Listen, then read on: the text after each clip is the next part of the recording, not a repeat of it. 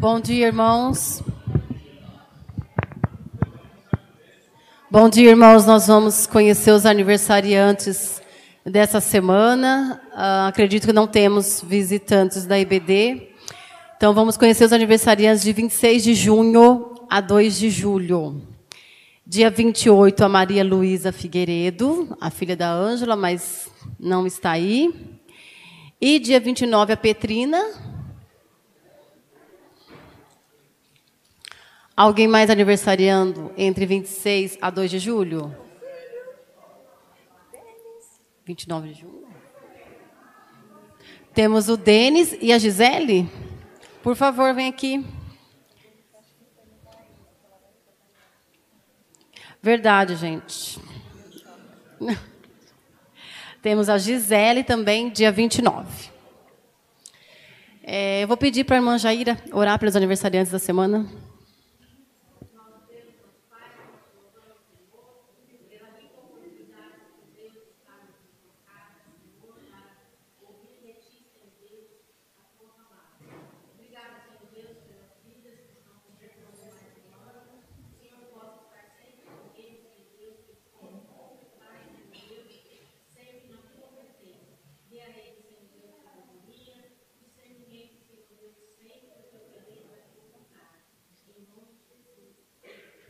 Amém. A palavra está com o pastor.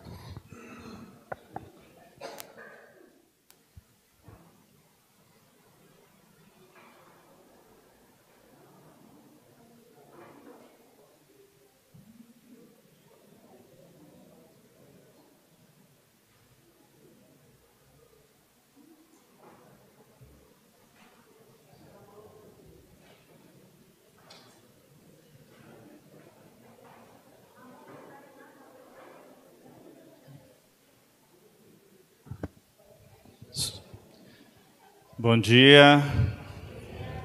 Vamos cantar o hino 335. Ao cântico desse hino, podemos entregar nossos dízimos e ofertas. Vamos ficar de pé para a gente cantar.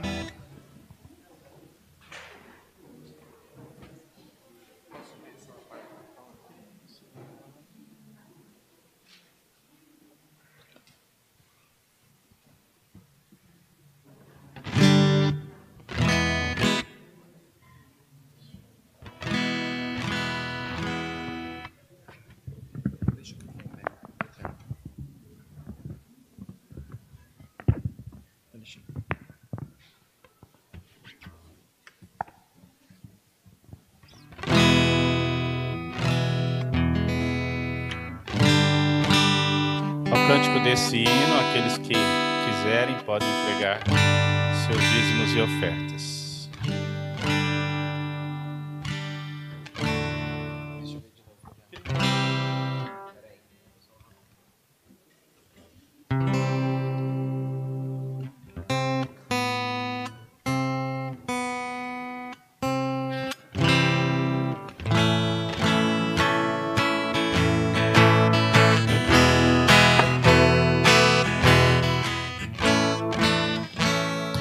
Cristo amado, sei que na força do mal, Tu, meu mestre, sempre serás protetor.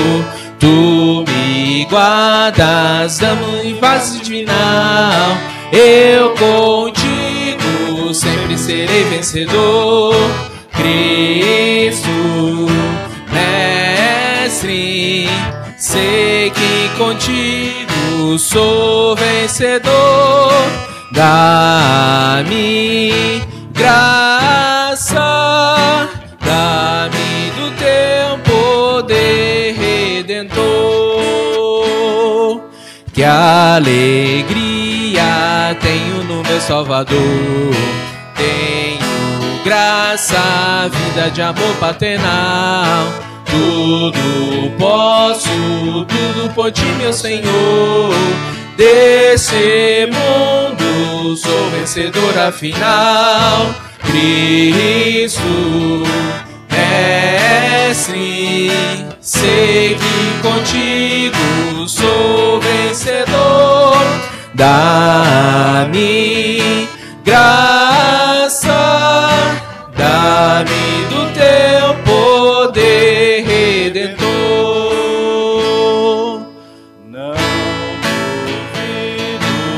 Cristo, meu mestre de ti.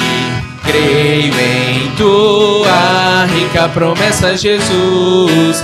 Não me deixes, nem me rejeites aqui. Quero sempre ver tua face de luz, Cristo, mestre. Sei que contigo sou vencedor. Dá-me graça, dá-me do teu poder redentor. Oh, que bênção ter a certeza do bem, ter na vida paz e perdão do Senhor. Muito alegre, busca essa pátria de além, onde reina Cristo Jesus, Rei de amor. Cristo, mestre, sei que contigo sou vencedor. Dá-me graça, dá-me do teu poder redentor. André, pode orar?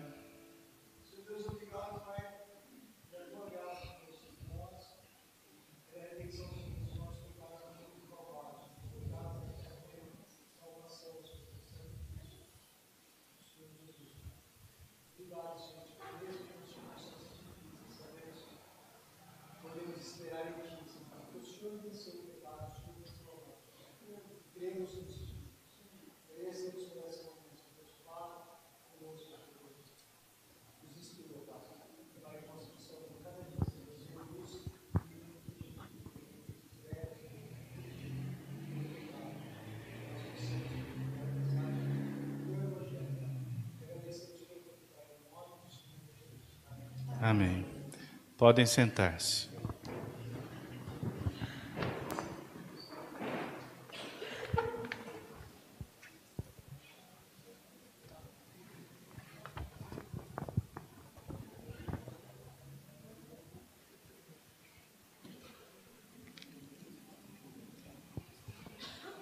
Bem, como já havia avisado, hoje é um dia especial para todos nós. Nós começamos há um pouco mais de 2 anos, com a iniciativa ali do Rogério e Marcelo, a roda de conversa sobre autismo aqui na igreja. E todas as rodas a gente sempre aprende, como tem sido enriquecedor e esse tempo, e como nós temos aprendido bastante em relação não só ao autismo, mas olhar para uma pessoa com alguma deficiência, com outro olhar. E é muito difícil, às vezes, para a gente lidar e olhar para isso, para a gente como pessoa. Mas quando a gente aprende, se torna sempre mais fácil, ter um olhar de amor e entender mais as pessoas que sofrem alguma deficiência. E pensando nisso, e naquilo que a gente tem aprendido, e aí professores que participam da roda, falam, olha, isso precisa ser levado para as escolas, essas informações precisam ser transmitidas para as escolas, E eu pensei que isso também deveria ser trazido para a igreja, para nós como pessoas, para aprendermos sobre isso e como lidar com isso e ter um olhar de amor e também poder ajudar pessoas que passam por isso. Então, aí eu falei, Rogério, tem que trazer isso para a igreja. Eu falei, então eu não sou a pessoa própria para isso, mas tem uma pessoa. E graças a Deus, então, pela vida da Kelly, que se dispôs em estar aqui. Então, Rogério, vem cá. Você pode falar o que você quiser, e aí você apresenta a Kelly aí para a gente. Sobe aqui. Não, você vai subir aqui. Aí a Kelly vai vir aqui também. Bom dia, irmãos. Eu sei que tem irmãos nos vendo pela transmissão online aí. Se aproveitaram disso, né, pastor? Mas tudo... Eu até ia falar uma coisa aqui. Eu desafiei a igreja que estivesse aqui falando, não só semana passada, mas outros domingos também, porque isso é muito importante. Aí ontem, a hora que eu compartilhei lá e falei que seria transmitido, o Rogério falou, a gente deveria avisar só na hora. Aí eu falei, não, mas acho que os irmãos da igreja vão estar. Mas, infelizmente, alguns não estão porque aproveitaram esse momento, né? Então, é importante estar aqui. Ontem nós tivemos uma união dos homens maravilhosa. Foi muito bom o tempo que a gente teve ali, mas alguns, infelizmente, não aproveitaram. Outros não puderam estar, a gente entende isso. Mas alguns que poderiam, talvez, escolheram ficar em casa e não quiseram estar. Perderam, porque foi um tempo muito bom. E, às vezes, perguntas que depois, se houver oportunidade no final, a gente pode fazer... Aí alguém que poderia fazer, perdeu de fazer. Então, estar pessoalmente é diferente. É claro que a gente entende que alguns não podem estar. Minha esposa não está aqui, eu tenho certeza que ela gostaria. Está com sintomas de gripe. Peço que orem por ela, né? E a gente entende que outros também não puderam. Mas podendo estar na igreja, venha na igreja. Isso é muito importante. É bem rápido, porque a gente quer ouvi-las, né? A Cibele está aqui, eu não vou falar, como que eu falo essa cor aí, salmão, vermelho? A Cibele, ela veio junto com a Kelly, né? E a Kelly junto com a Cibele, mas a Cibele, ela foi a primeira terapeuta a receber o Pedro. Isso que está acontecendo aqui na igreja não está relacionado diretamente à nossa família, né? Também. Né? Mas ela que abriu o caminho, né, Cibele? Ela que levou para Kelly, né? E que levou para a Patrícia, que levou para a Fabiana, que indicou a Pestalozzi e assim por diante. Então, as duas e as outras terapeutas que não estão aqui fazem parte já da nossa família, né, amor? Então, a história é muito linda na nossa história, assim, né? Então, rapidinho, ô Jonathan, põe o áudio para mim, por favor. É bem rápido esse áudio, curtinho, para vocês terem uma noção do porquê que elas estão aqui. É por esse motivo que elas estão aqui, tá? Vocês vão ouvir o áudio. É um testemunho de uma pessoa numa conversa nossa de trabalho de TI, que a gente estava tratando de contrato, e essa pessoa falou isso aí, ó. É porque, como você falou, eu não tenho filho, mas... E se tivesse? Então, sei lá. É difícil isso. Eu faço porque se eu posso fazer alguma coisa, por que não fazer? Então, veja aí, você que vai saber o que é justo aí, acabou. Para mim tá perfeito. Se você resolver, tá resolvido. E também, sei lá, na minha cabeça não faz sentido, sabe? Não é porque eu não tenho que não é problema meu. É problema meu sim, se eu posso fazer alguma coisa para melhorar, por que não fazer, entendeu? Então, tipo assim, não é porque eu não tenho filho que não seja problema meu. Eu acredito que seja problema de todo mundo, então dá para todo mundo fazer um pouquinho. Acabou, né? Vejam que vai sair um censo agora, dizendo de políticas públicas, o quanto os autistas impactam em todo o âmbito social, seja ele qual for, gerando custo para o Estado e assim por diante. Então, a gente precisa saber lidar com o autista até para a gente viver melhor no futuro, né? Os professores nas escolas, as empresas com seus funcionários, porque é um para cada 44 ou 45. A cada 44, 45 pessoas, se eu não me engano, né, Kelly? Tem um autista. Então, ou seja, vai ter autista em todos os lugares. Então, a gente tem que saber lidar com esse público. E no dia 30, eu já os convido para o dia 30, a Débora vai estar aqui. É a segunda autista que eu conheço que é convertida. Eu não conheço mais nenhum autista convertido. Então, olha o impacto disso, não só para a gente viver em sociedade, mas para o reino do Senhor, né? Eu preciso, eu quero, eu desejo, eu oro para que o Pedro e a Bianca se convertam, né? A Bu já se converteu, mas e o Pedro e a Bianca? Então, Cibele e Kelly, por favor, venham aqui em cima, senão eu vou tomar uma bronca dele depois. Venham aqui, por favor, é um prazer recebê-las. A Kelly elas vão falar, tá? Eu não quero me estender mais não. A Kelly é psicóloga e a Cibele é a TO, tá bom? Obrigado, meninas. Eu queria fugir do púlpito, eu queria ficar ali embaixo, mas não teve jeito, né? Pode se apresentar. Bom, vamos lá. Eu sou psicóloga, neuropsicóloga. Meu nome é Kelly Vendramini Amorim. Sou casada há 23 anos, tenho 2 filhos, um de 21 e uma de 16. Trabalho na clínica, na Center Clean, já há alguns anos. Mas antes da clínica, eu era de São Paulo, cheguei em Sumaré, trabalhei em alguns lugares, a PAI, Pestalozzi, e conheci a Cibele na PAI, e hoje nós estamos já há alguns anos só na clínica, né? Nosso trabalho é um trabalho bem amplo e de muita responsabilidade. Então, quando o Rogério nos chamou e fez o convite, eu confesso que fiquei assim muito feliz, em primeiro lugar, muito feliz. Porque vale lembrar, eu sou membro da Igreja Presbiteriana, membro professo da Igreja Presbiteriana de Sumaré, e fiquei muito feliz de poder ver que isso está sendo aberto, essas discussões, para outros lugares, né? Não só dentro das clínicas ou dentro de espaços reservados para crianças com deficiência ou com alguma dificuldade.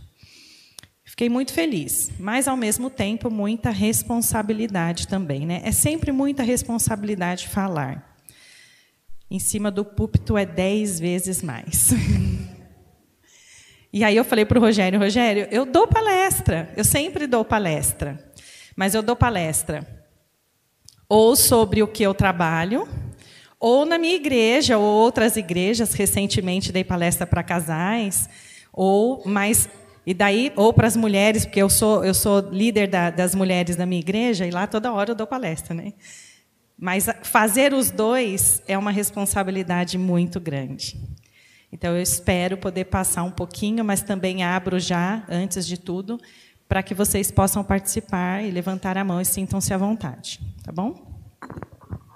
Bom, eu sou Cibele, eu sou de Campinas, eu também sou casada, tenho 2 filhas de 18 anos, são gêmeas, sou terapeuta ocupacional e trabalho com a Kelly, como ela disse, já há algum tempo. E eu vir aqui, tudo isso foi decidido na quinta-feira. Então, assim, eu não estou acostumada a falar em público, não faço palestra, isso para mim é novo, tá? Mas eu vou tentar. Eu também sou cristã e sou da Igreja Batista lá de Campinas. Tá bom? É verdade, gente. Eu falei, Cibele, eu vou lá na igreja do Rogério. Vamos lá comigo. Não, Kelly, eu não estou acostumada. Eu falei, mas tá bom, mas vamos mesmo assim. Ela tem muita bagagem, gente, muita mesmo. Eu vou tentar, tá bom? Vou tentar. Vamos lá. A gente veio aqui para falar, eu falei para o Rogério, vamos escolher um tema, não só autismo, vamos falar autismo e realidade. Por quê? Ele me disse que vocês já estão aqui há algum tempo falando sobre autismo, né? E eu fiquei pensando, não quero também ficar falando de novo o que é o autismo. Eu não sei exatamente o que já foi falado aqui, mas não quero ficar só o tempo inteiro falando o que é o autismo, porque, de repente, vocês já até sabem, já tiveram esse contato ou jogam lá no Google. Então, a nossa ideia aqui é falar de autismo e realidade. Claro que a gente precisa pincelar o que é o autismo. Mas a ideia é falar que realidade é essa do autismo, né? Porque a gente ouvir que eles têm dificuldade de se comunicar, que eles têm dificuldade social, que eles têm comportamento repetitivo, estereotipado, ok. Mas e aí? Isso dentro de uma sociedade, de uma realidade do dia a dia. né? Então, essa é a nossa preocupação para falar para vocês. Mas, claro que a gente vai pincelar um pouco o que é o autismo. Tá bom? Então, vamos lá. Pode passar, por favor? O que é o autismo? Então, é um termo... Aqui eu fiz um termo técnico, que está lá no nosso manual estatístico e psiquiátrico, que é o DSM, tá? O DSM-5. Lá dentro desse DSM, nós temos todos os transtornos psiquiátricos. Então, eu trouxe bem teórico, mas para a gente destrinchar isso. Lá está assim, que o autismo é um transtorno do neurodesenvolvimento, portanto, se é do neurodesenvolvimento, ele tem que aparecer desde criança. No caso do autismo, desde o nascimento. Tá? Então, as crianças que são autistas nascem autistas. Ponto. Caracterizado por um déficit persistente na comunicação social e na interação social em múltiplos contextos, com a apresentação de padrões restritos e repetitivos de comportamento, interesse ou atividade. O que é isso? Tem que aparecer em vários ambientes. O autista ele não é só autista dentro da casa dele, ou dentro da sala de aula, ou quando ele quer. E é um déficit persistente, por quê? Porque não é só em algum momento, ou só porque aconteceu alguma coisa. Não é porque ele teve um não que ele é autista. E a gente vai falar disso depois, mas ele é autista. E você pode voltar só um pouquinho?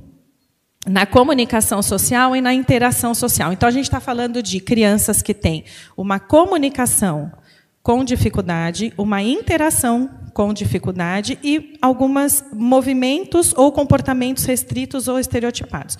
O que é isso? Na comunicação, a gente pode ter desde uma criança que não fala nada, nenhum som. A gente pode ter uma criança que fala somente algumas palavras, quero, não, tá bom.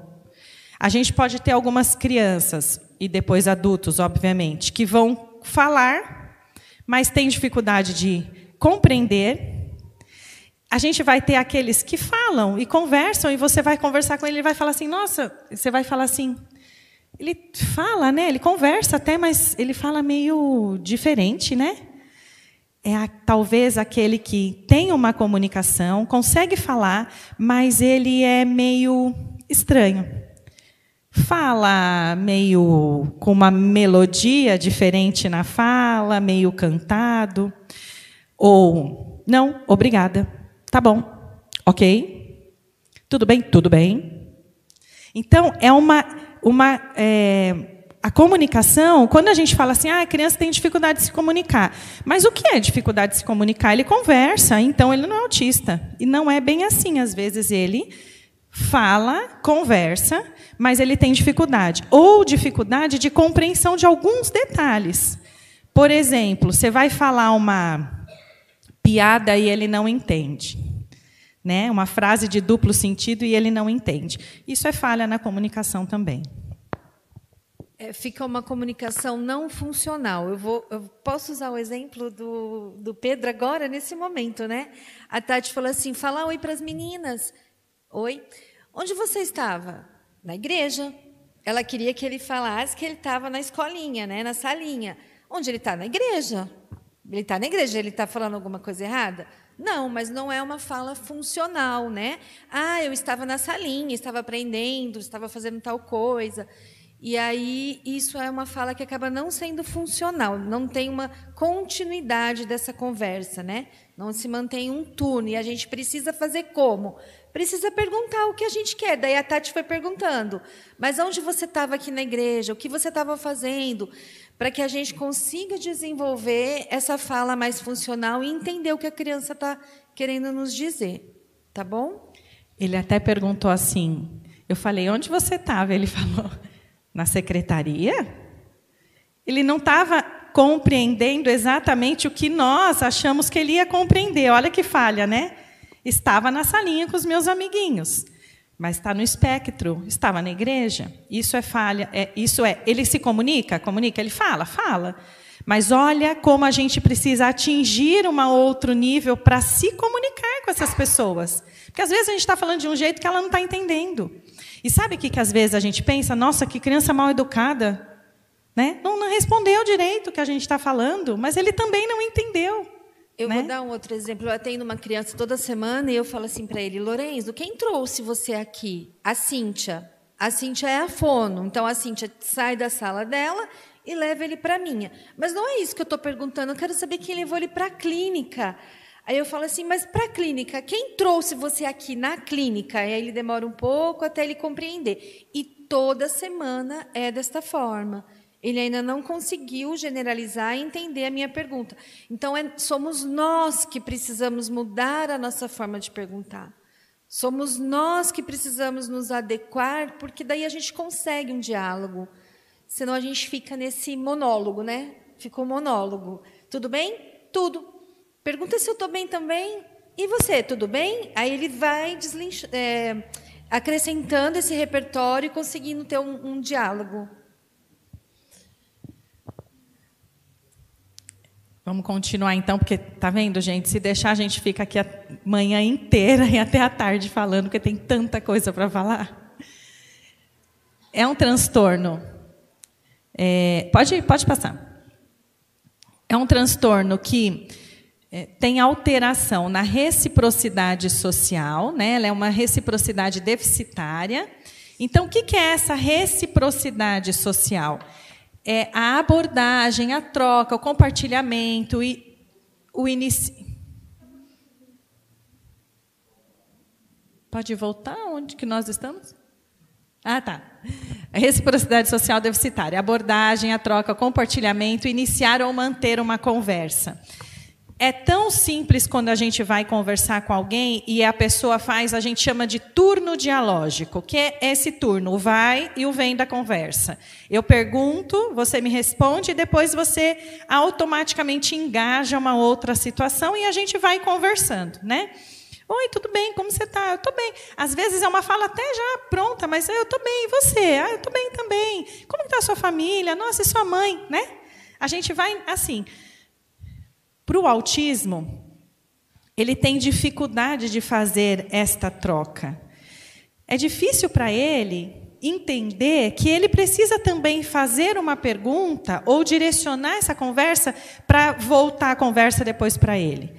Então, e eu vou dizer que para o autismo leve é mais difícil ainda, né, Sibeli? Porque quando a gente tem um autismo nível 2 e 3, um autismo moderado ou grave, isso é muito claro para a gente. O autismo leve, ele passa, às vezes, desapercebido na sociedade e a gente acha que é só a pessoa que não quer falar, a pessoa chata, ou a pessoa isolada, ou o cara que está sempre quietão demais, sabe? Então, às vezes, a gente tem dentro da nossa comunidade, dentro da nossa igreja, dentro da nossa família, dentro das nossas escolas, dentro dos lugares aonde a gente vai, que a gente tem contato com essas pessoas e a gente não sabe o que está acontecendo, porque a gente tende a julgar, né, naturalmente. Então, oi, tudo bem? Tudo bem. Pronto. Né? Então, essa troca, esse compartilhamento, querer contar alguma coisa, né? Não é que ele não queira, às vezes ele não sabe como fazer, na grande maioria das vezes. O meu trabalho com eles é treinar isso, é fazer esse treino social. E aí a gente dá dica total mesmo, dica verbal total. Então, a gente faz esse trabalho. Quando alguém te perguntar tudo bem, você responde tudo bem. Fala, tudo bem. É esse o trabalho. Ah, então vamos treinar. Oi, tudo bem? Oi, tudo bem. Me pergunta como você está. Porque se a gente não fizer esse treino, isso não acontece naturalmente. E o problema é que depois ele vai para a vida do adolescente, do adulto, sem esse treino. E sabe o que acontece quando ele está lá na vida de adolescente sem esse treino? Vocês imaginam? Um monte de adolescente de 15, 16, 17 anos. Você acha que o adolescente quer saber que o cara não quer falar? Ou não sabe falar? Tem um monte de adolescente aqui. Que delícia ver a igreja com adolescente, né? Imagina vocês no meio lá do grupinho e tem uma pessoa que não quer, não fala. Esse cara é esquisito. Não fala nada. Deixa ele. Alguém quer saber do adolescente que não sabe conversar no meio da roda? Ele não sabe. E eu ouço assim, mas... outra coisa, né? Adolescente é cheio de piadinha, né? Ele não entende a piada às vezes. Aí ele fica assim, ó. Aí todo mundo ri, ele ri também, porque riu, mas ele nem sabe do quê. É isso do que a gente está falando. E aí ele acaba ficando o quê? Excluído, né? Isolado num canto, porque ele não consegue interagir. Então, assim, isso que o pastor falou, né? A gente aprender a lidar, isso que o Rogério sempre fala, é muito importante. Não é só com o autismo. Quando a gente entende como o outro funciona e a gente muda as nossas atitudes, a gente tem muito mais acesso ao outro e a gente consegue ajudar muito melhor, de uma forma muito melhor. Tá bom? Vamos passar. Só para completar aqui, a normalidade no contato visual não quer dizer que não olha, tá? Porque também ficou meio marcado assim, eles não olham. Mentira, olha. Mas é uma anormalidade, não é algo tão natural assim.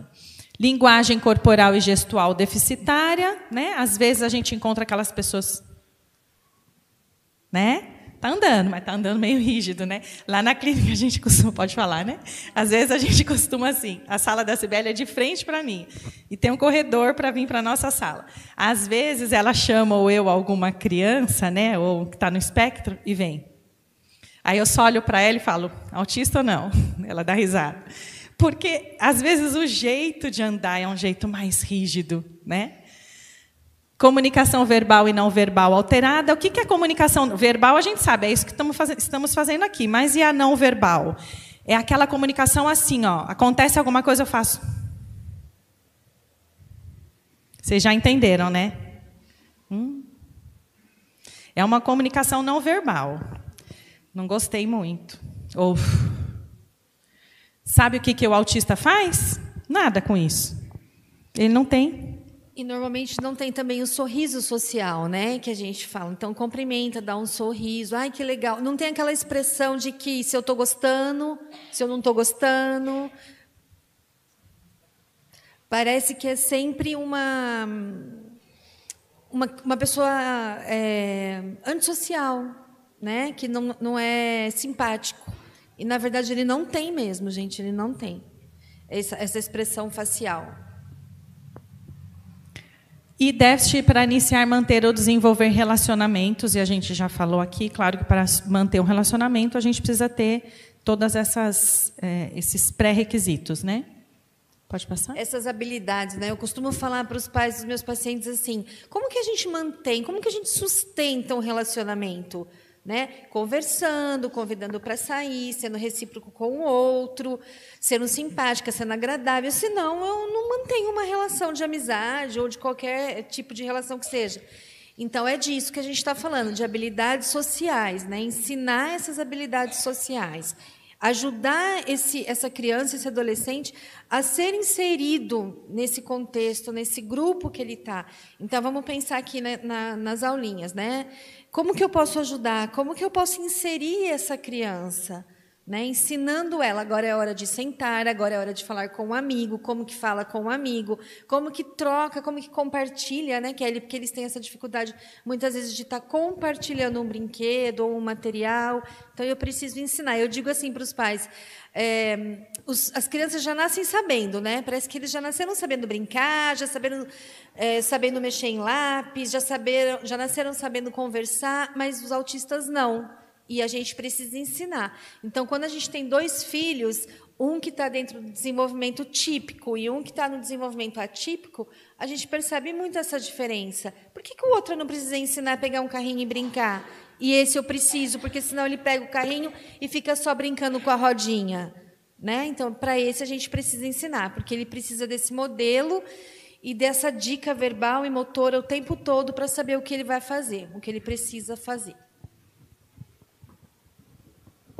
A fala estereotipada, uso de objetos de maneira inapropriada, muitas vezes, né, esse carrinho que fica só ali na rodinha.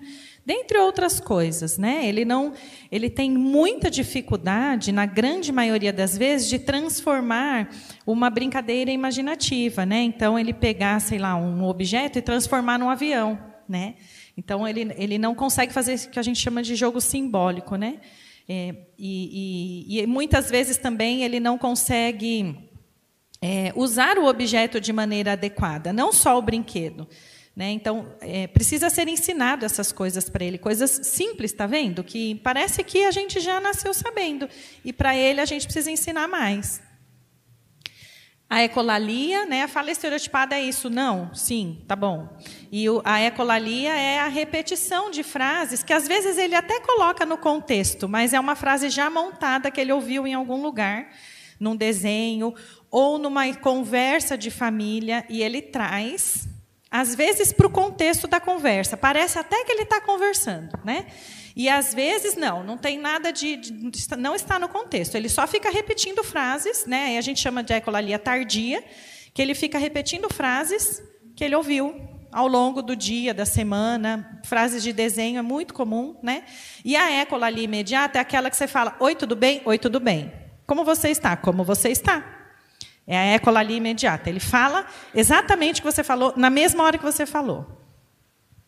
E insistir nas mesmas coisas. É insistente. E aí, assim, quando ele é insistente só no brinquedo, que ele gosta daquele brinquedo, que ele gosta de brincar com foto, só quer saber de foto, né?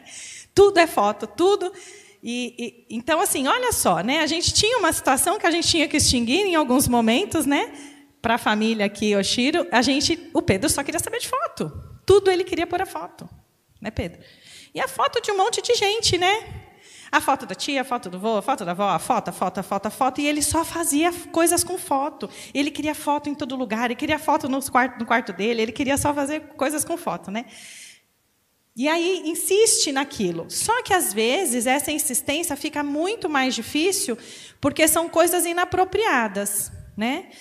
Ou, o que é pior, que eu acho que é mais difícil para a sociedade, de um modo geral? O autismo leve, que insiste, o cara que é autista leve e insiste só numa conversa.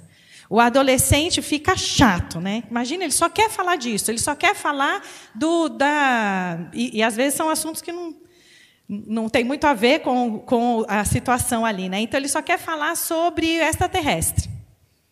E aí está todo mundo falando de outra coisa, ele fala: cara, mas eu vi um negócio dessa. Ah, não, tem um. Eu atendi uns tempos atrás, lembrei dele. Ele sabia todas as capitais do mundo. Do mundo, todas. Qual que era o assunto dele quando ele chegava com os amigos?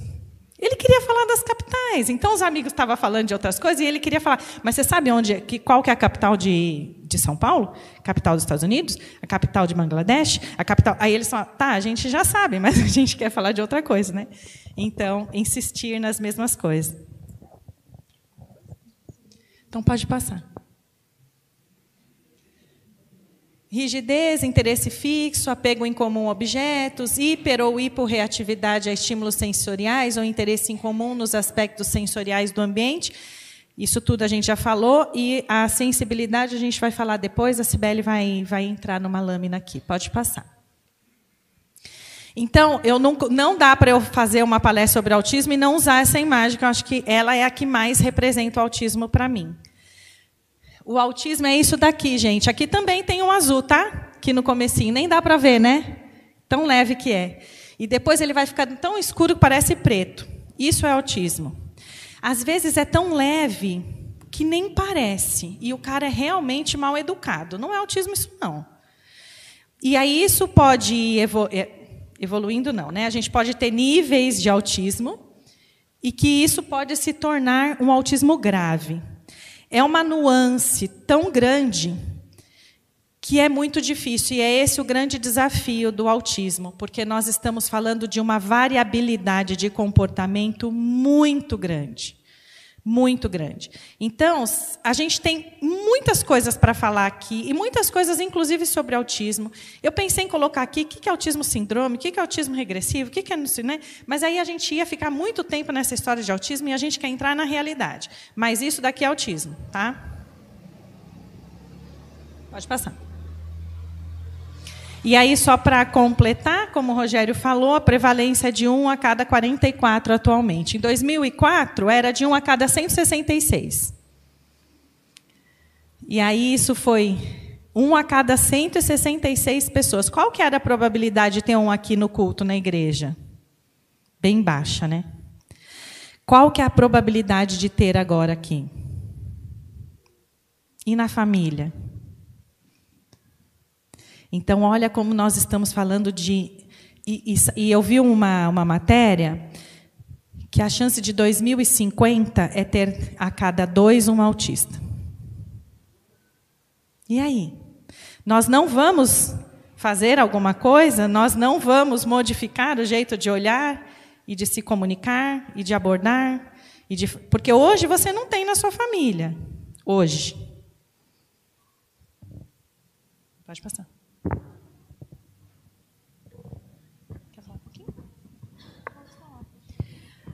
Aqui nós colocamos algumas comorbidades que vêm junto com, que pode vir junto com o autismo. O que é comorbidade? Aquilo que está associado ao autismo.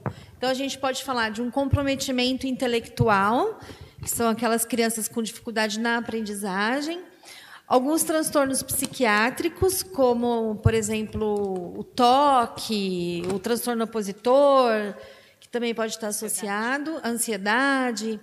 O TDAH, que é o transtorno do déficit de atenção, né, com a hiperatividade, transtornos específicos de aprendizagem, transtorno do desenvolvimento da coordenação, transtorno da comunicação e distúrbio da fala. Então, assim, é muito difícil o autismo ele vir sozinho. A gente fala que tem os 3 pilares, né, que caracterizam a criança com autismo, que é a comunicação, as habilidades sociais e o comportamento, mas também pode estar associado a essas outras situações.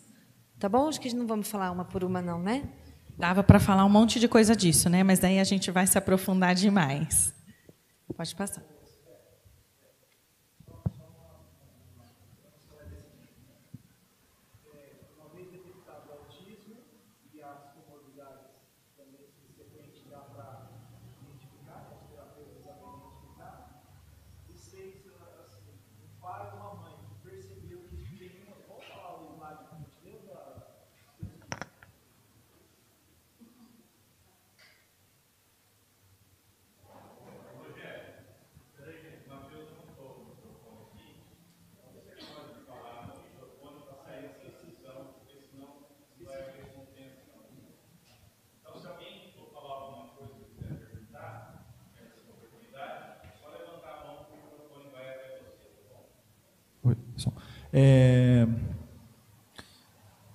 Uma vez detectado o autismo e suas comorbidades, volta o slide lá, por favor, onde estão aquelas comorbidades.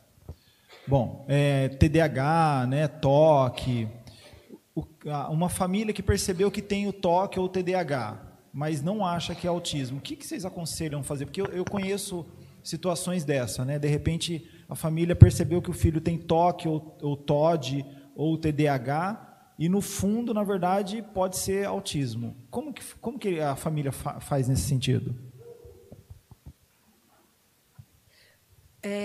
Como eu disse anteriormente, os 3 pilares do autismo é o que a gente avalia inicialmente para ver se a criança tem o autismo ou não. Então, se a comunicação, verbal e não verbal, estiver comprometida, as habilidades sociais e um comportamento mais rígido, aí a gente caracteriza como um autismo, Rogério, e depois a gente vai descobrindo as comorbidades. Para isso é necessário uma avaliação. O diagnóstico do autismo ele é clínico, né? Então, normalmente o psiquiatra ou o neurologista encaminha, ou o pediatra, quando observa que o desenvolvimento não está adequado, dentro daquela curva, né, de desenvolvimento que a criança típica tem. E aí vem para a gente avalia, uma avaliação em equipe, né? Então tem psicólogo, fono, tem TO, e a gente encaminha para o médico se ainda não tiver um neurologista ou um psiquiatra. E se esses 3 pilares estiverem com comprometimento, aí a gente vai fechando para o autismo e depois vamos avaliando se tem alguma comorbidade junto com o autismo. É isso? Posso dar um exemplo muito, muito, muito recente dessa semana, né, Cibele? A Cibele e a família me encaminharam o irmão de um paciente que já já é meu há alguns anos, e que tem autismo, claramente autismo, e um irmão que tem alguns comportamentos que às vezes parecia, às vezes não parecia. Mas tem um diagnóstico de transtorno de déficit de atenção e hiperatividade, que é o TDAH. E aí, a família me procurou para eu fazer uma avaliação neuropsicológica para a gente destrinchar melhor, investigar melhor, através de testes, tarefas, né? Tudo que a avaliação neuropsicológica propõe a gente a fazer, né? Que é uma avaliação muito mais detalhada das habilidades, memória, atenção, QI, né? Para a gente entender se isso faz parte, talvez, de um outro aspecto que não é só o autismo e também não é o TDAH, de repente é um transtorno de aprendizagem, uma dislexia, ou essa dificuldade de escrita não é dislexia, é só o autismo. É muito difícil para a gente também. Mas a gente tem alguns materiais que nos ajudam a entender um pouco melhor. E essa família, uma família que estava ali, né? O irmão tem autismo, ele tinha um diagnóstico de TDAH, mas ele tem alguns comportamentos repetitivos, estereotipados, uma fala que parece uma ecolalia tardia, é ou não um autismo, né? E não é simples assim, e é de muita responsabilidade nossa também. Então, eu fiz avaliação neuropsicológica, e depois, essa semana, eu fiz uma reunião com a Cibele. Falei, vamos sentar e conversar, porque os testes e as tarefas e as escalas que a família preenche não dá autismo, mas ele tem algumas coisas que parecem o autismo, né? E aí é claro que nós não somos detentora total do conhecimento, claro que a gente precisa de mais gente na equipe, mas a gente entendeu que muitos daqueles comportamentos eram muito mais explicados, justificados por um déficit atencional muito importante. Então, muito importante mesmo, né? Um TDA, como a gente brinca, um TDAzão, né? Que é um déficit atencional muito importante do tipo, a gente fala com ele e fica assim, ó. Até ele processar a informação, parece que ele está no mundinho dele. Não é, ele tem uma memória operacional, que é essa memória de trabalho, muito comprometida, muito. Então, você fala com ele e faz... E aí ele perde um pouco da informação. Você dá um comando, ele perde metade. Só volta a metade. Então, ele não fecha os pilares. Ele tem uma excelente comunicação, né? Uma socialização super boa. Ele só perde na socialização, na cognição social. Olha que interessante. Que não precisa ser necessariamente habilidade social. Cognição social e habilidade social são duas coisas diferentes. E a cognição social é essa percepção de onde eu estou, se eu posso falar alto ou não, se tem alguém me olhando feio ou não, né? A habilidade social é aquela de ir até o outro para fazer uma amizade. Então, ele tinha dificuldade na cognição por conta da desatenção. Ele perde esse momento, esse time da cognição. Não era autismo. E o comportamento repetitivo estereotipado pode fazer parte do fenótipo que veio junto, um pedacinho, mas não era autismo. Bom dia. Bom dia. Você comentou que o autismo, a criança já nasce com autismo, né? E a gente tem um sobrinho na família que ele ainda não foi diagnosticado, mas os pais ainda não levaram. Que se ele nasce, tem uma idade para ser identificado? Se tem, qual que é a idade que isso é mais claro para você fazer uma avaliação? Olha, quando eu trabalhava com a Cibele na APA, em 2014, 2015, chegavam lá pessoas, mais ou menos 7, 8 anos, né, Cibele? E os médicos falavam assim, ainda está, espera mais um pouco para fechar o diagnóstico. Né? Uhum. Hoje isso mudou drasticamente. Eu recebo crianças para avaliação neuropsicológica com 1 ano e meio, 2 anos. Já vem para a gente entender. A gente fecha diagnóstico nesse período? Não. O que a gente faz? A gente levanta essa suspeita, a gente analisa quais são os comportamentos que estão com déficit, a gente faz uma intervenção precoce, porque daí a neurociência vai ajudar a gente a entender que esse cérebro, quando ele é estimulado adequadamente, ele tem uma tendência enorme a responder positivamente a essas intervenções. E lá na frente, um pouquinho só lá na frente, com 4 anos, daí a gente vê o que ficou ou não ficou. Mas 1 ano e meio, dá para começar a intervenção precoce. Isso tem mudado, graças a outras. Agora eles têm diferenciado para esse desenvolvimento da criança. E graças E também graças a esses eventos, né, que vocês estão dando a oportunidade, as famílias estão mais esclarecidas. E eu tenho recebido criança também de 1 ano e meio, né, que o pediatra já observou alguma coisa que não está legal no desenvolvimento. E assim, essa conversa de que o pediatra fala, espera que cada criança tem seu tempo, sim. Só que nós temos também um tempo que é considerado de risco. Né? Então, por exemplo, tem criança com 3 anos que não fala. Qualquer um sabe que uma criança com 3 anos já fala. Então, se o pediatra fica falando, espere o tempo dessa criança, não, esse tempo já passou. A criança não brinca com 3 anos, então tem alguma coisa que está acontecendo aí no desenvolvimento dela. Então, a gente já consegue bem mais cedo cuidar dessa criança. E depois a gente vê se é um autismo ou não. Mas se tem, eu costumo dizer assim, gente, se tem alguma coisa para ser cuidada, vamos cuidar agora. E depois a gente vai aí avaliando o que ainda precisa ser cuidado. A gente chama de janelas de oportunidades. E é neurológica mesmo. Porque nós temos uns picos, né, de janelas de oportunidades neurológicas, que esse cérebro que é neuroplástico, ele aprende. E aí, se a gente perde uma janela de oportunidade, a gente perde muita coisa, né? Então, a gente não pode arriscar. Obrigada.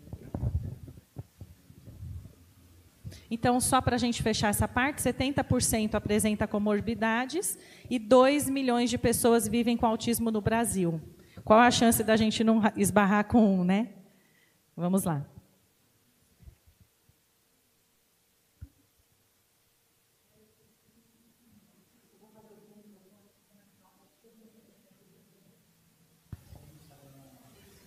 A minha pergunta para vocês é, 2 milhões de pessoas, correto? Por qual motivo? Vocês já conseguem dizer isso? Porque de 2004 para 2022 há uma grande quantidade. Tem como? Acho que é uma dúvida interessante, né?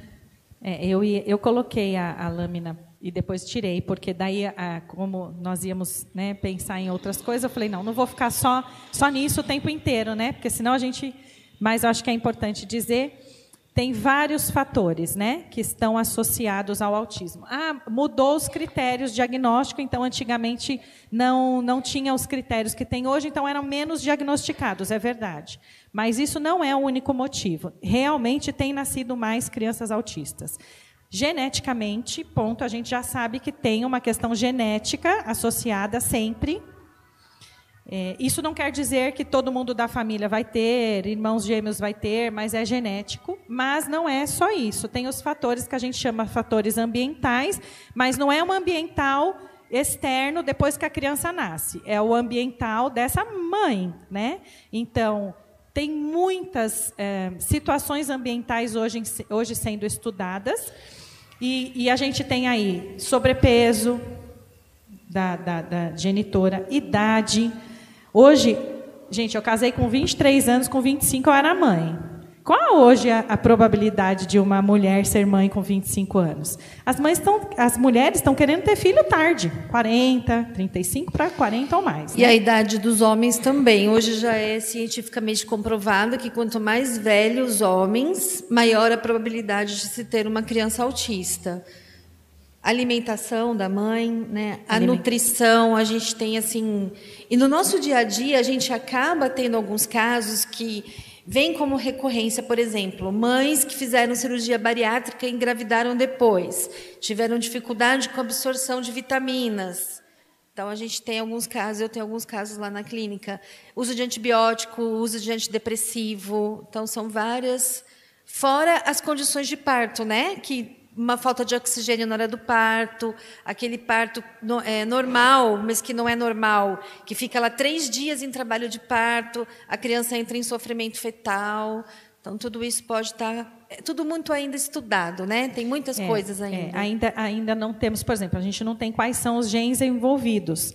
Porque na síndrome de Down, por exemplo, a gente tem o cromossomo 21, que foi alterado, uma parte dele, né? E daí deu algumas alterações que caracterizam a síndrome de Down. No caso do autismo, não é assim que funciona, são muitos genes. Então, para a comunidade científica entender isso, é muito estudo. E, gente, é alguma coisa assim tão complexa, eu fico pensando aqui, isso daí é meu, né? Eu penso que existe uma necessidade, uma vontade tão grande de se provar de onde vem isso, que vocês imaginam quanto que não tem de investimento. Estados Unidos, que é um país que investe tanto em pesquisa, né? Imagina quanto que não tem de investimento para descobrir de onde vem isso, para ter uma resposta, e não tem. Ainda não tem definido. A gente sabe algumas coisas. É genética, é ambiental. Olha, pode ser isso. Essa mãe aqui tomou antidepressivo. Mas a outra não tomou, mas também tem uma situação na família. Tinha um gene envolvido. A gente ainda não sabe, né? E como tem de investimento para descobrir. E não descobrimos, né? Ainda não é a hora, eu penso, né? Deus sabe de todas as coisas e o momento certo disso, ou não também, né?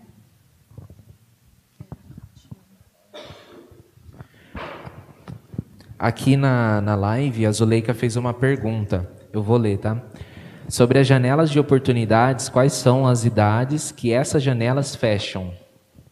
Nós temos algumas janelas de oportunidade, não é uma só, não. Uma é na primeira infância, outra na adolescência e outra depois na fase adulta, tá? Então, a gente tem lá por volta dos 2 anos e pouco, depois mais ou menos lá para 14 anos, 15, onde aparecem as outras, às vezes, comorbidades muito importantes, principalmente psiquiátricas, que a gente acaba tendo aí depressão, ansiedade, as esquizofrenias, né, os transtornos psicóticos, e depois, na vida adulta, nós temos mais uma.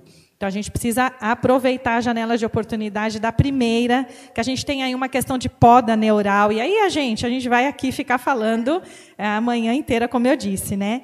Mas é mais ou menos umas 3, tá? Vamos passar para o próximo? E aí, lá em Romanos fala assim, ó, Romanos 8, 28. Sabemos que todas as coisas cooperam para o bem daqueles que amam a Deus e são chamados segundo o seu propósito. Então, até completando um pouquinho aqui a resposta, né, da irmã aqui, da onde vem, como é isso, por que na minha família, por que eu, por que nessa situação, por que eu estou passando isso, ou por que alguém que eu amo tanto, por que eu não consigo... A gente sabe que todas as coisas cooperam para o bem daqueles que amam a Deus e cabe a nós entender, aceitar e caminhar, né? Tem coisas que é isso. E aí, a grande pergunta, e aí é que a gente entra na realidade. Quem se importa? Quem se importa que tem um menino... Algum de vocês já viram essas imagens aqui, ou só eu que já passei por elas? Vi criança sendo arrastada, às vezes, no mercado, né? Ou então, a mãe ali abaixada, pelo amor de Deus, filho, sai daí. Está todo mundo olhando, sai daí. Filho, tá bom, né? Para a sociedade, que a sociedade está assim, ó. Levanta, amor. Ou... né? Quantas vezes a gente não passou por isso, né? Tapa, voa óculos, voa tudo, né, Rogério? Quem se importa? Nossa, sabe o que a gente faz? Passa aí um slide. É só bater que passa. Se fosse meu filho... tem uma que eu não coloquei aí, que é básica. Na minha época, o filho não fazia isso com o pai, não. Está precisando de uns tapas, esse menino. Essa mãe é mole demais. Se fosse eu... Não tem educação, isso sim. Isso aqui é falta de educação. Gente, a gente precisa separar, tá? Porque tem coisas que, de fato, nós temos, e aí seria um outro tema. que eu estou até montando aí uma palestra para uma escola que pediu, que eu achei ótimo também, porque a gente precisa separar, porque realmente as mães, tem umas mães hoje que, por favor, né, não vamos ficar também achando que o filho manda e a gente tem que obedecer. A gente está numa época também bem difícil, né, de se mostrar enquanto mãe, enquanto limite. Mas nós estamos falando de crianças que têm comportamentos disruptivos. E aí a gente passa por aquelas situações na sociedade de uma criança gritando, de uma criança chorando, de uma criança chutando. Eu tive uma criança, há uns 4 anos atrás, ele tinha 3 anos, mas ele era bem fortinho. Eu troquei a mobília da minha sala e ele se desorganizou, ele não queria que eu tivesse feito aquilo. Quando ele entrou e viu aquilo, ele quebrou um monte de coisa da minha sala, inclusive a maçaneta e a chave. Ele pegou aquela chave, ele jogou tão longe, com tanta força, que a chave rachou. Ele pegou a minha poltrona, que eu atendo adulto, sabe aquele sofazinho, né? Ele pegou o sofazinho, ele arrastava pela sala e empurrava aquilo. Quebrou alguns objetos. Pegou o tapete e jogou. Quando ele entrou, ele tinha alguns comportamentos que a gente já estava vindo no manejo, mas quando ele entrou e viu aquilo, não deu tempo de eu segurar ele. Ele quebrou um monte de coisa. E a gente vai dizer que essa mãe não educa o filho dela, porque ela não ensinou o filho que não pode quebrar as coisas dos outros. Quantas vezes a gente pensa assim, será que essa mãe não mostrou para essa criança que tem que ficar sentado assistindo o culto? Que falta de educação. O pastor está falando, essa criança está falando junto. Falando alto. Atrapalhando. Nossa, esse menino, ninguém tira ele daqui. Não estou conseguindo nem ouvir o pastor. Não acontece isso? A gente só pensa, né? Que a gente não vai falar, a gente tem a cognição social, né? Aí a gente vira para a família e faz, oi, tudo bem? Bom dia. Nossa, que mãe mole. Não é? A gente faz isso, sabe por quê? Porque nós não estamos acostumados a lidar com isso. E aí a gente vem com aquela ideia de que isso não podia acontecer simplesmente. Que a gente precisa mudar isso. E que essa mãe precisa ser mais dura. É claro que em trabalho com os terapeutas, nós vamos ajeitando esse comportamento. Não é que assim, isso é importante dizer também, não, ele é autista, deixa ele. Então, a Kelly falou lá na palestra que isso é autismo, deixa ele aí. Não é isso. Nós vamos com a família manejando esse comportamento. Vamos entender por que esse comportamento. O que aconteceu antes? O que fez ele fazer isso, né? Que a gente chama de análise funcional do comportamento. Vamos ver que função esse comportamento tem. A gente vai ver, então, o que desencadeia. E como é que a gente pode, então, dar uma consequência para isso, para que esse comportamento vá diminuindo. Não é que nós vamos deixar essa criança assim na sociedade o tempo inteiro, mas a gente vai diminuindo esse comportamento em trabalho com a família. Então, assim, quando a Kelly fala isso, não é autista, não pode deixar, então eu quero dar um exemplo para vocês da birra. Toda criança faz birra, né? Mas qual é a diferença da birra de uma criança autista e de uma criança que não é autista? Eles são mais insistentes, a birra ela fica mais prolongada e aparece aqueles tipos de comportamento. Então, se jogar no chão, tudo isso dura muito mais do que uma criança que não está dentro do espectro, tá? Então, só para a gente entender aí. Aí eu vou falar um pouquinho desses ambientes onde eles frequentam. Pode passar o próximo. Então, eu gosto de dar exemplo, que eu acho que fica melhor para a gente entender. Eu comecei a entender uma criança, né? E na minha anamnese eu pergunto das habilidades sociais. E aí a mãe começa a relatar que faz birra, que não aceita certos barulhos, que tem dificuldade com barulho e tal. Aí eu pergunto assim, e vocês pararam de sair, né? A gente não tem mais vida social. É isso que acontece, a família para de sair, não vai mais em festa de aniversário de família, não vai mais à igreja, não vai mais no shopping. Então, o que acontece? Essa mãe falou assim para mim, eu sonhava fazer o aniversário do meu filho, foi lá, contratou um buffet, chamou a família inteira, chamou os amigos da escola, Chegou o dia do aniversário. A criança ficou presa numa salinha. A mãe fez o bolo de chocolate com recheio de brigadeiro, que toda criança ama. A criança jogou o bolo no chão e, na hora dos brinquedos ali, a criança entrou numa crise, chorou, ficou no chão, acabou o aniversário. O que aconteceu com essa criança? Esse era um sonho que a mãe tinha, mas não era o que a criança dava conta naquele momento. Por quê? Porque um aniversário ele tem muitos estímulos sensoriais. E os estímulos sensoriais eles são complicados para as crianças autistas. Então, quais são esses estímulos? Muito barulho, muita gente. Né? Então, quando a Kelly fala da sala dela, quando esse menino entrou lá, ele olhou aquela sala toda diferente. Ela colocou um papel de parede lindo no fundo, mas com bastante estímulo visual. Quando ele viu aquilo, a cadeira não estava mais no mesmo lugar, não era mais a mesma poltrona. Ficou linda a sala dela, mas para ele estava tudo diferente. Então, o que aconteceu? Ele se desorganiza internamente. Tá? Eu costumo dar um exemplo meu. Se eu estou na minha casa, coloquei feijão para cozinhar, a máquina de lavar está batendo, a televisão está ligada, e vem todo mundo querer falar comigo, fala, não dá.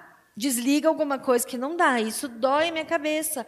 Isso me incomoda. E vocês também devem ter momentos que incomodam. Por exemplo, muito frio. Eu estou aqui, não imaginei que fosse estar tão frio. Eu estou aqui incomodada, que eu estou com frio. Fico andando para lá e para cá. Mas eu dou conta de esperar terminar, pegar uma blusa. A criança autista nem sempre consegue dar conta desses estímulos. Então, o que acontece? Isso faz com que ela tenha aqueles comportamentos. Então, imagina, no aniversário, o bolo tinha uma meleca no meio que ele não gosta de coisa mole. Todas aquelas crianças gritando. Aquele monte de bexiga que podia estourar. Então, ele já ficava olhando com medo que a bexiga ia estourar. Eu fui no aniversário esses dias do André e não tinha bexiga. O André fez 7 anos e não tinha bexiga. Aí eu falei para ele assim, André, não tinha bexiga no seu aniversário? Não, eu não quis. E a mãe não colocou bexiga, porque aquilo ia gerar um desconforto nele. Se estoura uma bexiga, gente, ele entra em crise, porque aquele barulho incomoda. Então, olha o quanto é importante também a gente pensar nesse ambiente que a criança vai estar, se isso vai ser legal para ela. Não tinha música no aniversário dele, aquelas músicas infantis que fica lá o tempo todo tocando, não tinha.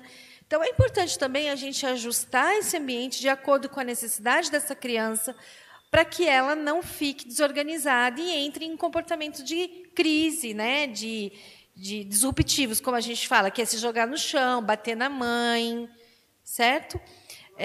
Outra coisa, nesse aniversário, não tinha, ele só ficou na cama elástica. Quando ele estava pulando, não tinha muitas crianças perto dele. Então, tudo isso a gente precisa pensar. É lógico que com as terapias melhora muito, mas tem coisas que são nossas e que a gente precisa que o próximo respeite. A gente precisa ser respeitado e respeitar o outro. Se ele não gosta, tudo bem, ele não gosta. E qual é o problema de não ter bexiga no aniversário? E qual é o problema do bolo não ser de recheio de chocolate? Esse menino gostava de bolo seco. Se a mãe tivesse feito um bolo seco para ele, de chocolate, sem recheio, ele talvez não tivesse se desorganizado tanto como ele se desorganizou. Os outros comem o bolo de brigadeiro e ele comia o bolo seco. E estava tudo resolvido, Então, é muito importante a gente analisar e respeitar aquilo que a criança com autismo ainda não conseguiu superar ou que não vai superar. Eu falo assim, se não está interferindo na qualidade de vida da criança, qual o problema ela não comer o bolo de chocolate com recheio? Qual o problema não ter bexiga no aniversário? Qual o problema não ter música? E assim a gente vai respeitando uns aos outros. Pode passar para a gente já ir encerrando. Então, a vida como a Cibele falou, a vida social das famílias fica restrita devido a julgamentos, vergonha, medo de incomodar, as pessoas vão falar, então é melhor eu não ir, ele vai gritar, vai ter coisas que... E assim, não é que todo mundo precisa adaptar tudo, mas a gente precisa ir ajustando à medida do possível. Pode passar? Então... Lá em Gálatas 5, 22, 23, fala assim, mas o fruto do Espírito é amor, alegria, paz, longanimidade, benignidade, bondade, fidelidade, mansidão, domínio próprio. Contra essas coisas não há lei. Gente, a gente precisa ter mais bondade com o outro. A gente precisa parar de ter o julgamento, o olhar de lado e desenvolver um pouco mais a questão da bondade, né? Isso é mandamento, isso é lei, né? E não é nossa, dos homens, é de Deus. A gente está desenvolvendo isso? Né? É muito fácil olhar só para os meus problemas e para as minhas coisas e para aquilo que eu tenho de dificuldade. Mas e o outro? Pode passar. Amor incondicional. Lá em 1 João 3,16 fala: nisto conhecemos o amor, que Cristo deu a sua vida por nós, e devemos dar nossas vidas pelos irmãos. Nós estamos desenvolvendo nosso amor incondicional?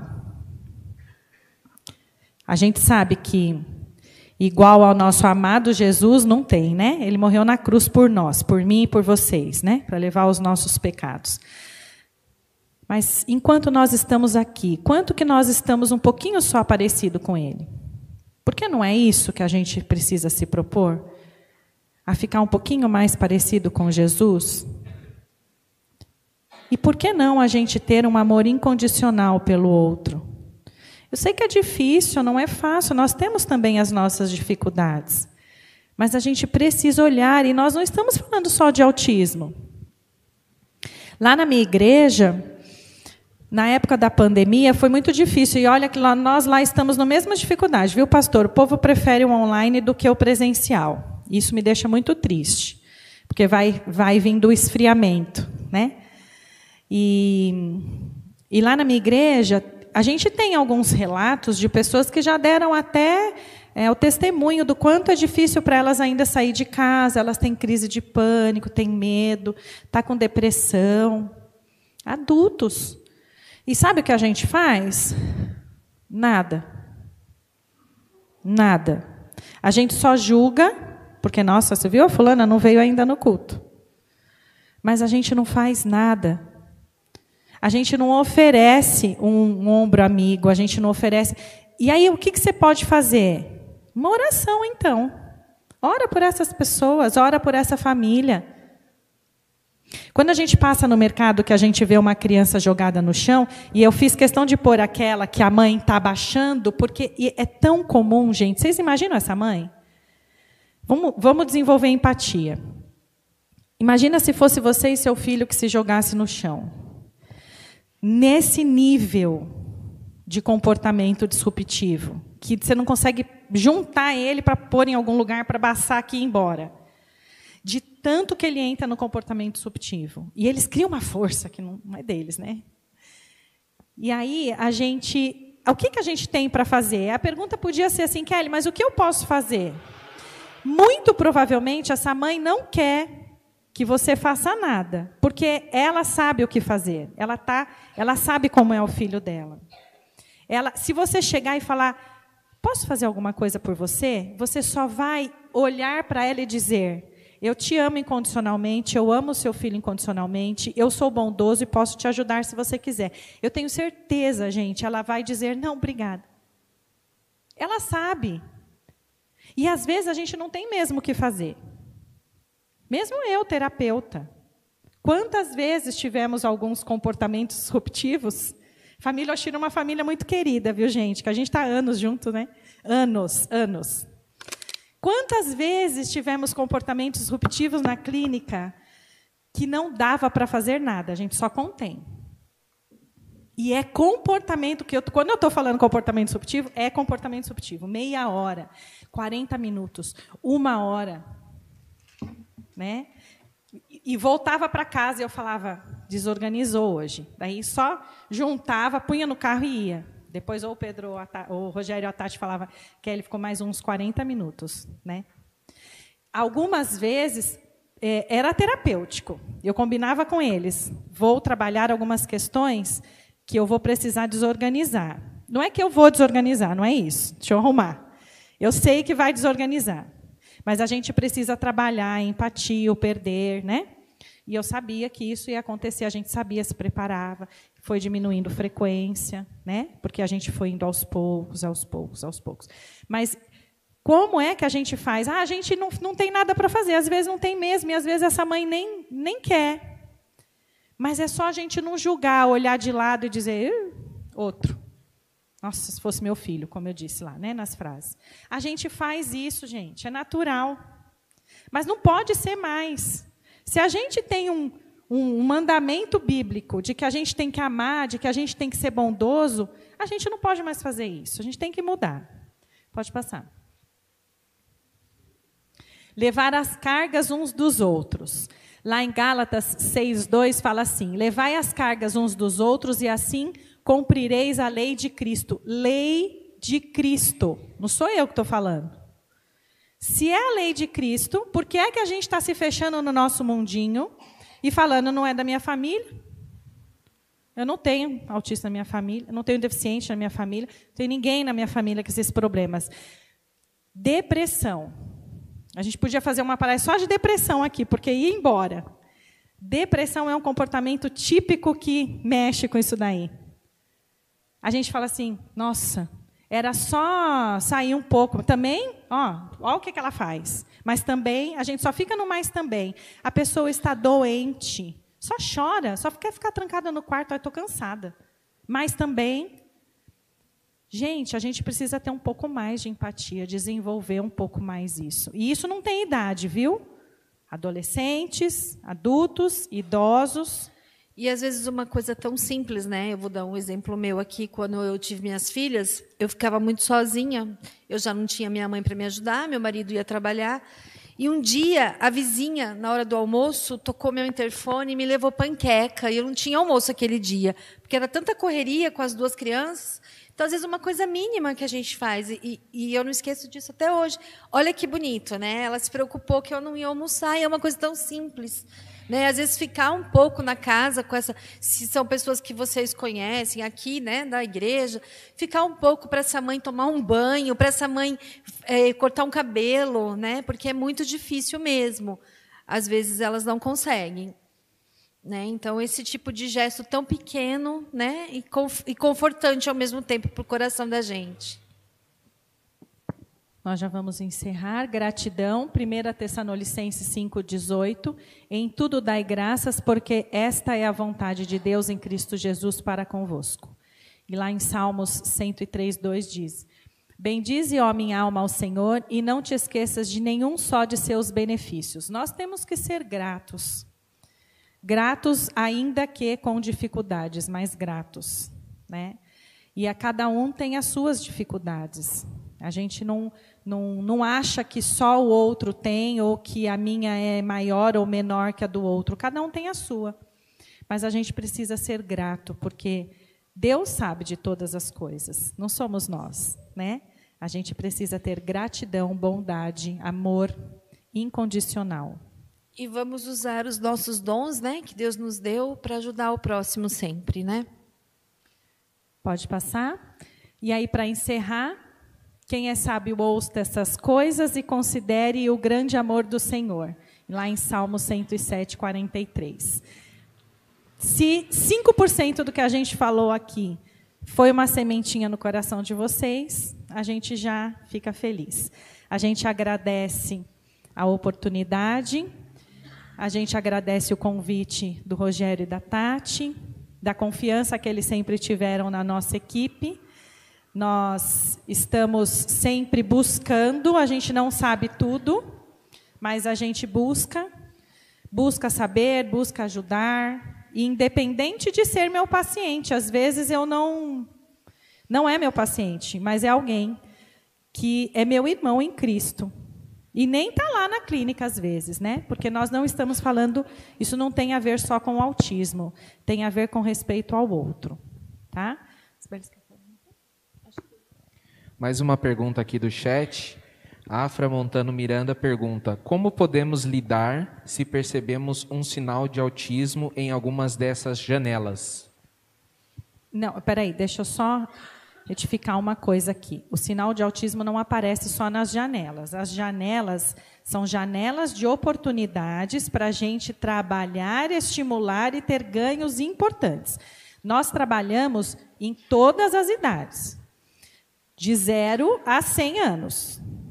O que eu quis dizer da janela é que quando a gente tem janelas de oportunidades, a nossa estimulação, nós vamos ter muito mais ganhos. Por isso que hoje a gente não espera 7, 8, 10 anos para começar a estimular. A gente estimula com 1 ano, com 2 anos, porque são janelas de oportunidades e essa criança vai responder muito positivamente. Tá? Mas o autismo, ele pode ser diagnosticado em qualquer idade e isso não tem a ver com janela.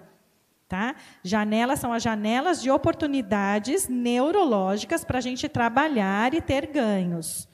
O autismo ele pode ser diagnosticado em qualquer idade. Tá? E os sinais de autismo, como a criança nasce, ele pode aparecer desde bebê. Acontece que, às vezes, ele é sutil e a gente não percebe logo quando é bebê. Né? Às vezes, vai crescendo um pouco.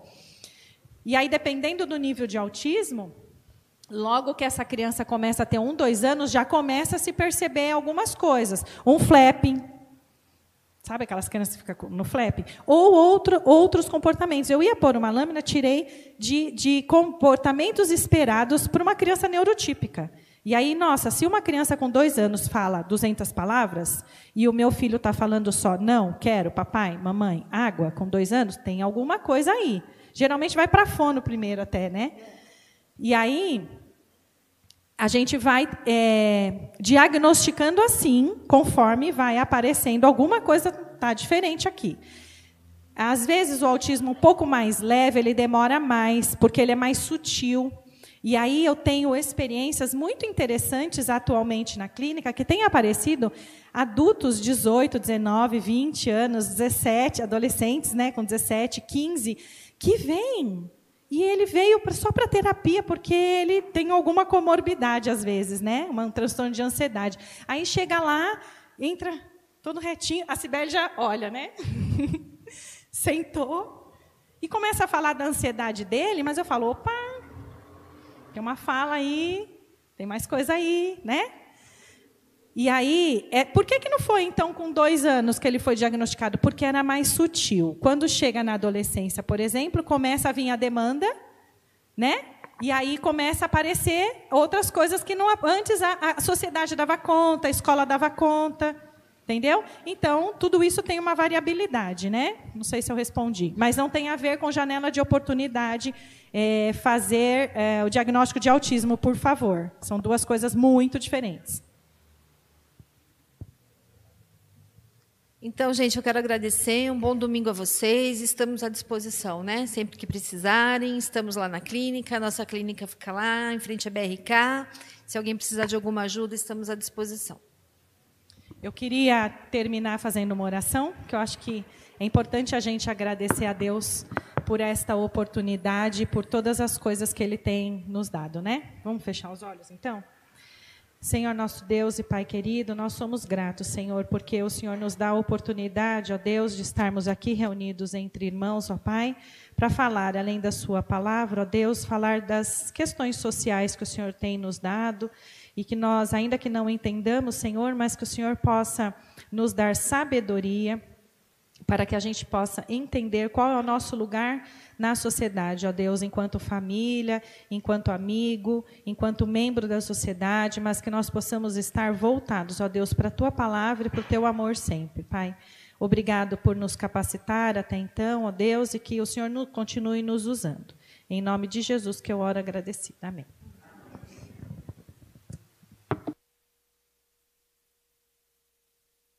Fiquem aqui só mais um minutinho. Bu, Dani, Luana, pega as coisinhas, as lembrancinhas lá no fundo. Enquanto elas vão pegar lá, deixa eu contar rapidinho aqui. Vem para cá já, pastor.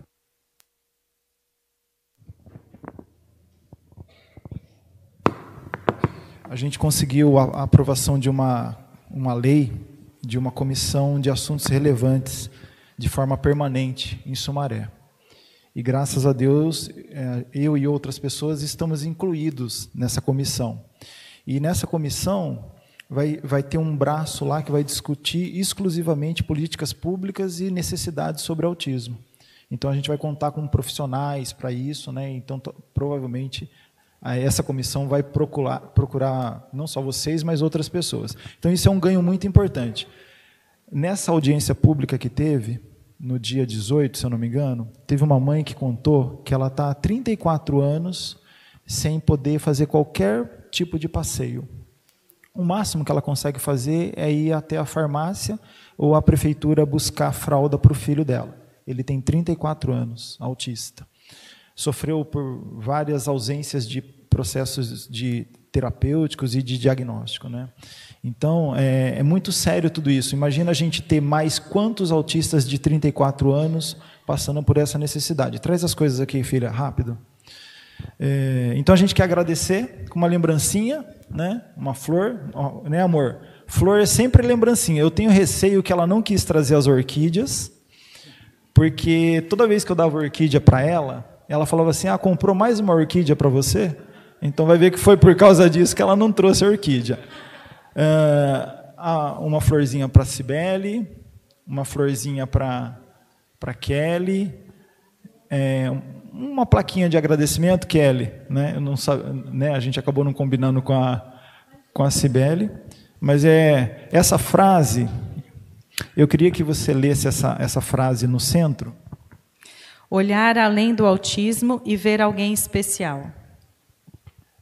Então a minha esposa me ajudou a pensar nessa frase, né? Porque atrás de um autista, a questão não é, isso aqui não é por causa do autismo em si, é por causa de uma pessoa, né? Então isso é um ser humano, isso é muito importante, né? Atrás do Pedro, né, do autismo do Pedro, está lá um menino lindo, maravilhoso, alegre, feliz, que só nos traz alegria, tá bom? Então a gente só quer realmente agradecer, viu? Deus, assim, foi melhor do que eu esperava. Vocês falaram menos do que eu esperava que falasse um pouquinho mais para a gente aprender mais, né? Então, em nome da igreja, posso falar em nome da igreja? Em nome da igreja a gente agradece vocês. Cibele, foi uma honra ter você. Ela orou muito por essa situação, sozinha, ela orou por isso. E aí, ela encontrou você. E você abriu essa porteira toda aí, né? Tá bom?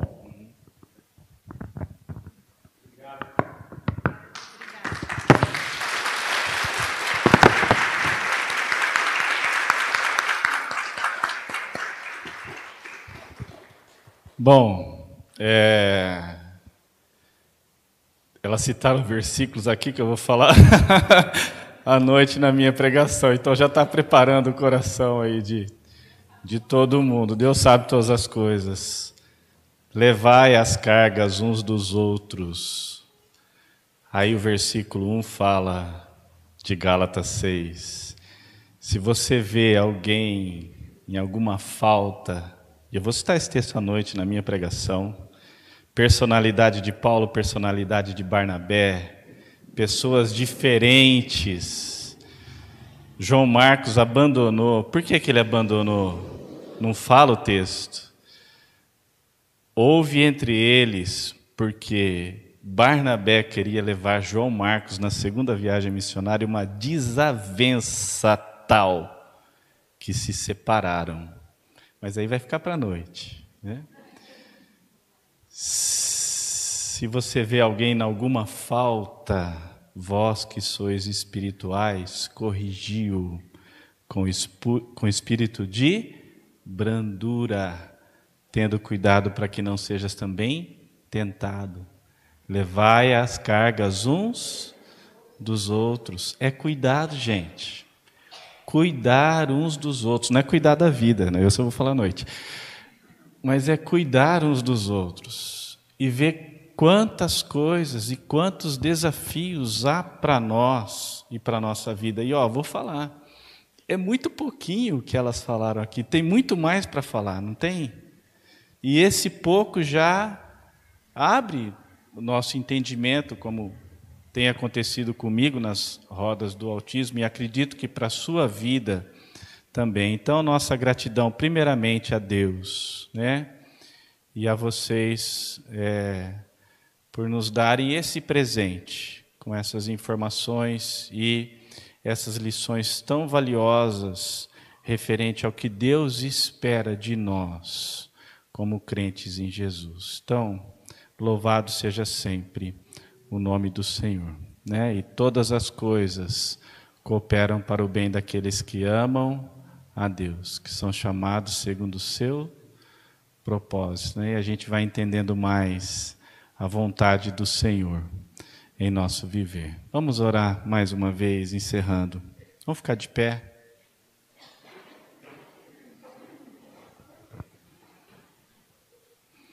Querido Deus, nós queremos agradecer pela vida da Kelly, da Cibele, pelo trabalho delas. Obrigado por esse tempo que tivemos aqui para aprender um pouco mais sobre o autismo, para olhar com um olhar de amor para aqueles que passam por isso, ó Deus, e ajudar essas pessoas. Então, nós queremos rogar ao Senhor que seja misericordioso conosco e nos ajude a agir com empatia, com amor e ajudar o próximo, ó Deus, como o que foi falado aqui. E rogamos, ó Deus, que o Senhor continue abençoando a vida delas a cada dia, para que sejam instrumentos do Senhor, não só para ajudar as pessoas em relação ao autismo, mas principalmente para levá-las a confiar no Senhor e ter ao Senhor como o Senhor da vida delas, ó Pai. E que assim sejamos também instrumentos do Senhor para levarmos a mensagem do Evangelho que transforma vidas, que leva as pessoas a compreenderem mais as razões do viver e as dificuldades que enfrentam, que assim, buscando ao Senhor, podem ter o alívio e a paz no coração que tanto necessitam. E assim nós queremos agradecer mais uma vez e pedir que nos ajude. E ajude a vida delas também e todos aqueles que trabalham para assim ajudarem outros que passam por essas dificuldades. Muito obrigado mais uma vez. É a nossa oração no nome de Jesus. Amém. Deus abençoe. Está encerrado nosso culto. Um ótimo domingo a todos. Um bom descanso.